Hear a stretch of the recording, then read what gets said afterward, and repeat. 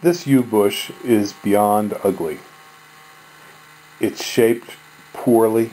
It's not balanced.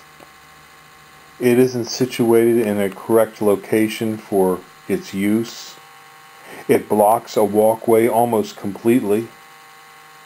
And it doesn't blend into its background, adding character or value. But it does provide one essential service that gives it a reprieve from the chopping block. This yew bush provides shelter and sanctuary for a multitude of birds that come and visit our bird fountain and our bird feeder. And for that reason, we are hard-pressed to trim it out and get rid of it. And you will see in this video a lot of birds coming down and using this bush and then finding its value for shelter and sanctuary. So enjoy the birds for a few minutes, get your popcorn, and view the wonderful birds that this bush helps protect.